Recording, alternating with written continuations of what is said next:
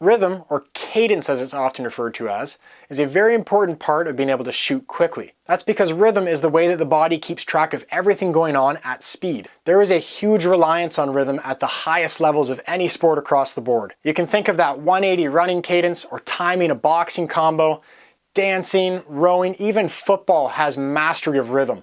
Think of timing a pass to a receiver or even forming a play together with your offense or defense. Every athlete at the high level has a mastery of rhythm to some sense. And if we think of our body as a musical ensemble, say you're learning piano and you have to get the timing of a half note at a certain tempo, or you're learning a paradiddle on the drums.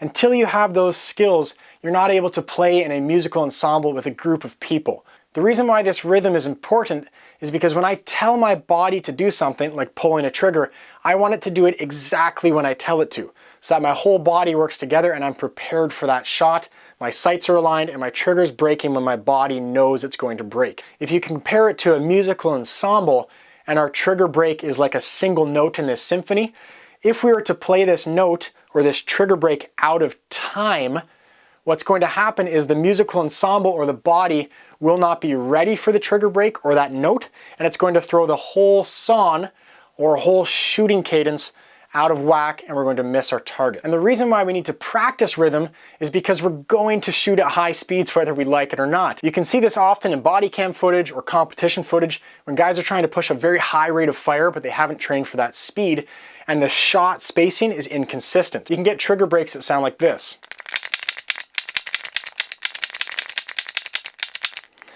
Not very consistent. And the issue with inconsistency is our sights aren't falling back into alignment at a pace that our body expects them to. In that shooter's brain, they might have a very high tempo that they're wanting to shoot, but because their finger and their body are out of alignment in the rhythm, they're not able to obtain that. One of the reasons that this inconsistency could be happening in the rhythm is because of the trigger reset.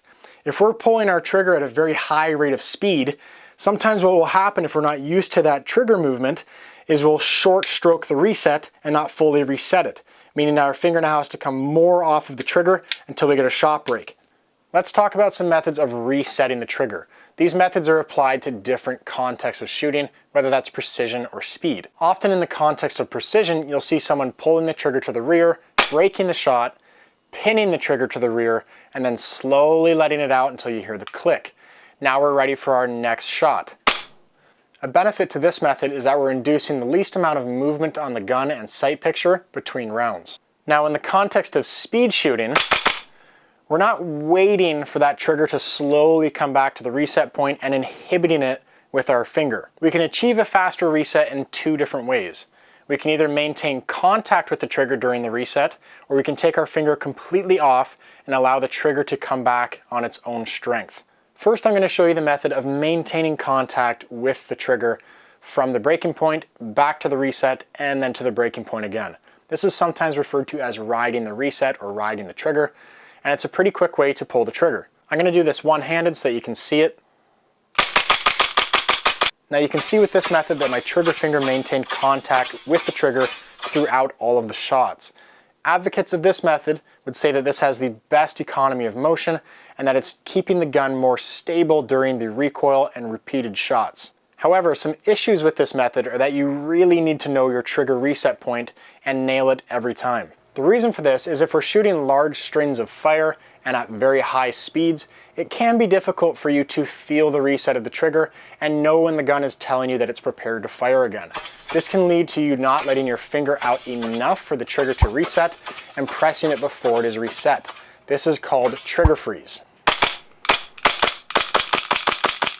You can obviously get very good at this method and not have this problem apply to you, or have it apply to you very rarely. This issue can come up more often when you're swapping triggers or swapping firearms, or moving between firearm platforms like a rifle back to a pistol and vice versa. The second method of resetting the trigger for speed shooting aims to resolve this issue. This method has us taking our finger entirely off the trigger and breaking contact with it. It's sometimes referred to as slapping the trigger because we're taking our finger off and smacking it back and forth. A benefit to this method is that you run into a lot less trigger freeze, and if you apply this method across different firearms and different triggers, you're usually going to have the same results. However, learning your trigger and trigger reset is still very beneficial even if we are breaking contact with the trigger. Now on this specific trigger, I don't have a very large travel to have to account for. So I can break contact with my trigger at this point. On some triggers, you may have to move your finger out to about here to get full removal of the trigger finger from the trigger. Because we're removing the finger entirely from the trigger during the reset, we're allowing the trigger to do all the work on its own and under its own strength. This allows the trigger to reset quicker, and it ensures that we're not inhibiting the reset of the trigger with our finger. And that looks like this. Both methods of resetting the trigger in the speed context do tend to have the same split times or speed. That's likely because the trigger is resetting quicker than we could ever move our finger. For me, at my highest speed setting, I can generally hit about a 0.13 split time in either method. This is to say that both methods are quick enough and neither of them should slow you down. One negative aspect to breaking contact with the trigger is that we have more trigger travel now to account for between the shots, meaning that we need to either have a better grip and more stable shooting platform to account for the amount of movement we're now going to instill into the gun, or have a very good trigger press at speed with the full trigger. Another concept that we want to think about when we're resetting the trigger in a speed context is resetting under recoil, meaning that we're not going to hear the click of the trigger and we're just going to stay on that wall ready for the next shot. This doesn't mean that we are shooting right away, but we are at least prepping the trigger if we need to shoot again. Now there is an argument to be made that if we can do this well, that we should be doing it in precision and in speed shooting. However, you don't tend to see this in a true precision environment where we don't have to account for time, because it is a bit of an aggressive movement on the trigger to come quickly off of it and then back to the reset while the gun is recoiling. This concept of not hearing the trigger click is a good thing to abide by if time is in the equation. If we're prepping our trigger back to the wall during recoil, it means that we're not wasting time or unnecessary movement of the trigger before we place our next round on target. This is because in a slower cadence of fire, if we still reset the trigger at blazing speed, it gives us more time on our sight picture and to have a smoother trigger press in between shots. Whatever method you do tend to favor to reset your trigger at speed, make sure that you practice it often with your rhythm drills. And this problem isn't specific to shooters. In the same way that you couldn't hand a new drummer some drumsticks and tell him to smack the snare drum as fast as possible and expect a consistent rhythm to be obtained. Try that. All right, let's get into training this with a gun. To start off, we've printed off our metrics target, and we're going to be doing 4 different rates of speeds in these large boxes. There's also no issue with just using a regular B8 target and trying to do all 4 strings of fire and keeping your rounds inside the black. And if you don't have a resetting trigger, you can just do the poor man's technique with that tissue paper blocking off the action to keep it out of battery so you have that dead trigger, or just press your trigger once properly and then come back out and try to apply that same pressure during the cadence drill. Some triggers do give you a little bit more play after the trigger break and a little bit more tension, but if you do want to go super hardcore, you can also get that recoiling CO2 barrel. Now the way we want to start out with this, just like all things, is to go from slow to fast, and we want to build that rhythm in the body. All we're doing with these drills is putting minimum of 5 rounds into each box at the different cadences. So the first cadence is going to be 1 Mississippi, 2 Mississippi, 3 Mississippi, 4 Mississippi, 5 Mississippi. And the Bravo box is going to be a 2-syllable word. You can pick whatever word you want. 1 tempo, 2 tempo, 3 tempo, 4 tempo, 5. Moving down to India, a 1-syllable word. 1 and 2 and 3 and 4 and 5. And then the Juliet box, no break in between the shots. 1, 2, 3, 4, 5. And we want to break our shot on the number.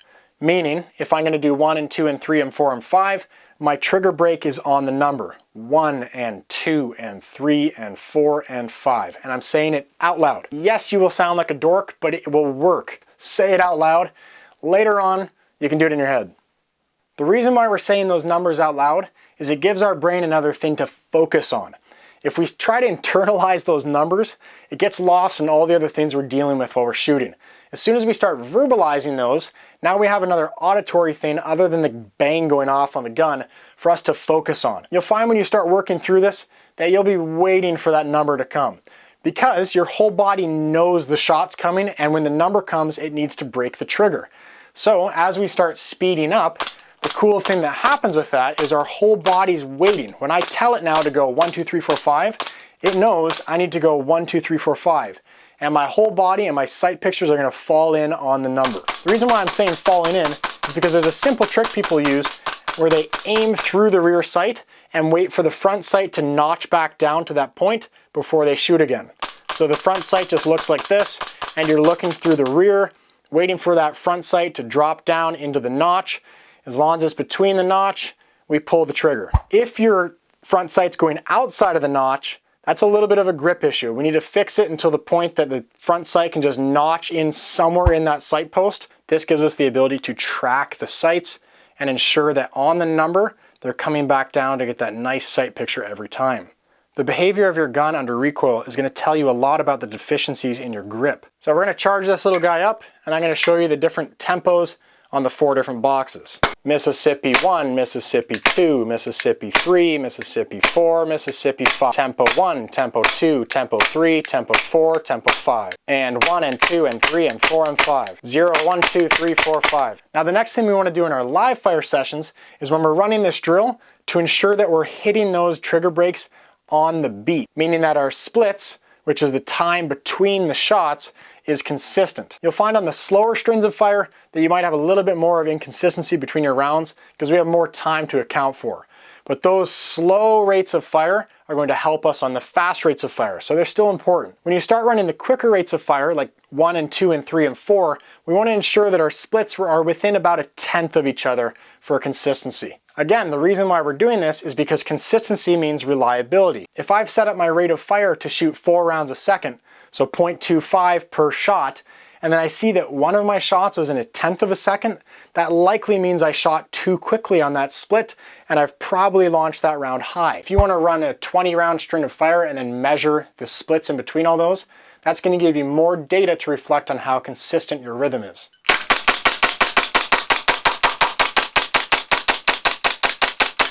Two, 2, 1, 7, 1, 8, 1, 8, 1, 7, 1, 6, 1, 8, 1, 7, 1, 8, 1, 9, 1, 7. When looking at the splits on the 28 rounds, we can see that I have a maximum deviance of 0.06 seconds across all the shots and an average deviance of about 0.03. Now we're going to try to take that same rate of fire or split time in the 0.17 to 0.2 range and apply it to different round counts downrange. 1, 2, 1, 2, 3, 4, 1, 2, 1, 2, 3, 1, 2, 3, 4, 1, 2, 1, 2, 3, 1, 2, 3, 4. So now when we look at this data, we can see this is my first 2-shot group with a 0.16 split. This is my transition time into my next shot group, where I had a 1.7 and a 1.5 split, transitioning to a new shot group, 1.7, 3.6 is my next transition. And now if you look at these, 2.0 split and a 3.0 split. So this is what I'm looking for in terms of my inconsistency. This is a little bit of trigger freeze where I didn't let out the trigger all the way and I had to adjust that to get a trigger break again. Remember, outside of competition, we don't determine the round count.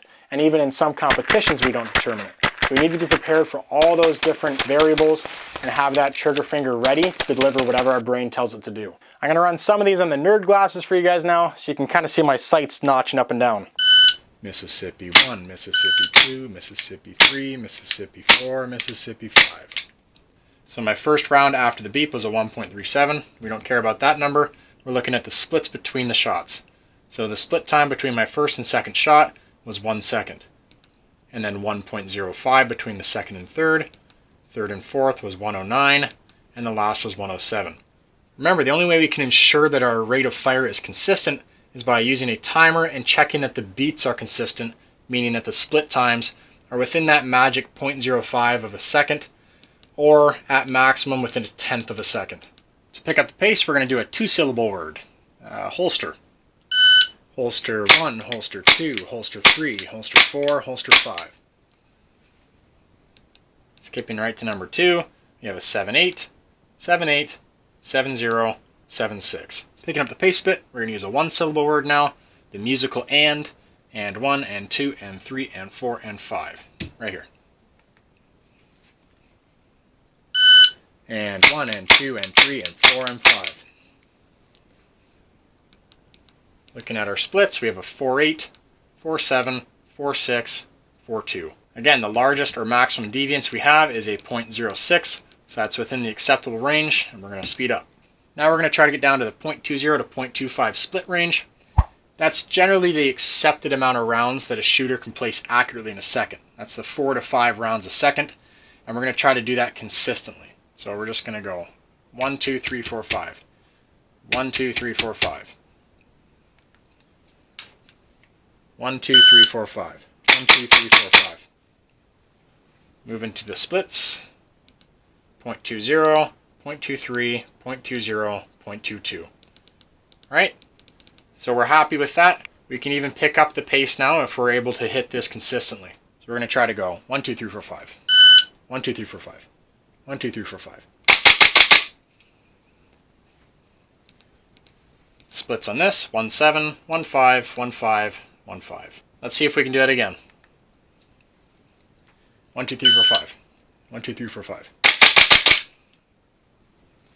Splits, 1, 8, 1, 5, 1, 5, 1, 5. Once we get comfortable with our rhythm and how quickly we can get our sights back onto the preferred target area on the various distances and difficulties, we can start looking at targets in rhythm.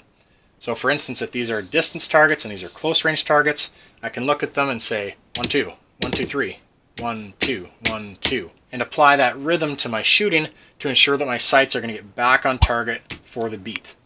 So let's try that.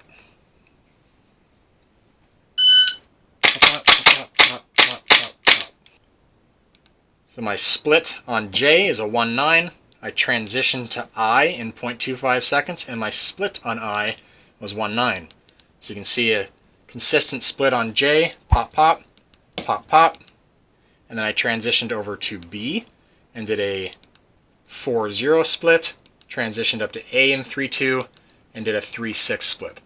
The whole purpose of these rhythm drills is to make sure our whole music ensemble is playing on the same music sheet, and that when we say that number, either out loud or in our head, that round's going off at the same time because our sight picture is prepped for it, because our body's prepped for it.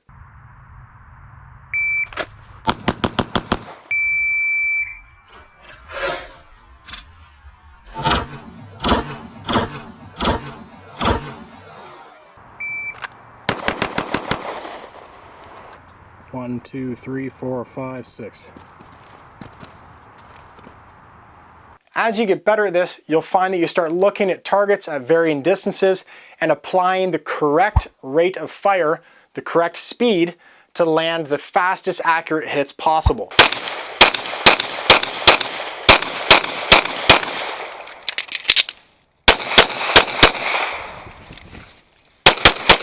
This is why in a competition setting, you'll see a lot of guys mouthing words,